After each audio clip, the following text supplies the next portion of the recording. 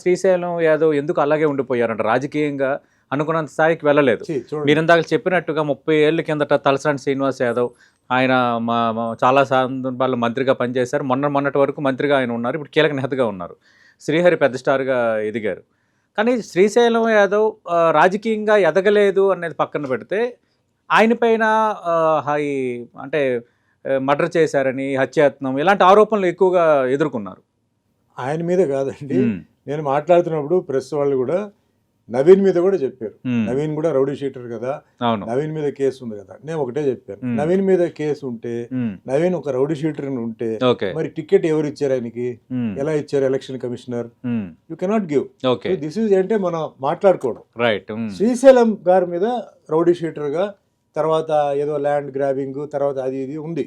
వాటిలో ఎంత నిజం ఉంది, ఎంత అబద్ధం ఉంది నాకు తెలియదు. అది ఏదైనా సరే అవన్నీ కాదు. నాకు అతను ఫ్రెండ్, నాకు ఆయన హెల్ప్ చేసాడు.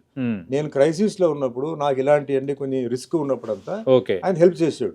నేను అంతవరకు మాట్లాడతాను తప్ప, అన్న నువ్వు ఇది ల్యాండ్ గ్రాబింగ్ చేసేవంట, ఈ రౌడీ షూటర్ అంట, నేను పర్సనల్ మ్యాటర్స్ కి వెళ్ళలేదండి. బట్ మీరు అన్నట్టు ఆయన ఎందుకు ఎదలేకపోయాడు, ఎందుకు పాలిటిక్స్ లో రాలేదు, ఎందుకు మరి ఈ రోజు కొడుకు వచ్చాడు. అవును. సో అందుకే చెప్తారు కదా, జడ్జి కొడుకు జడ్జి అవడు. అవును.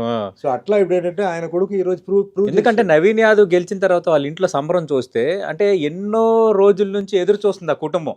అంటే మేము ఒక ఎమ్మెల్యే అవ్వాలనో, అంటే ఆ స్థాయి పదవి రావాలనో వాళ్ళ కళ్ళల్లో అది కనిపించింది మాట. అంటే ఆయన కూడా, మీ స్నేహితుడు శ్రీశైలం యాదవ్ కూడా కన్నీళ్ళు పెట్టుకున్నారు.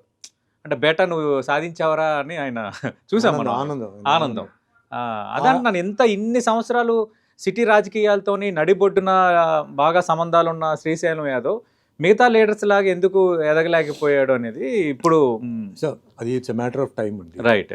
I'm seeing politics from MGR. అవును. ఆ టైం నుంచి, కరుణానిధి ఎంజీఆర్ నుంచి నేను అక్కడి నుంచి చూస్తున్నాను. ఓకే. సర్ప్రైజింగ్ గా ఉంటుంది.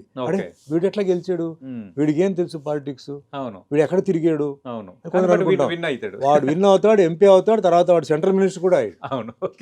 It's matter of time regarding పదవి, పొజిషన్ అనమాట.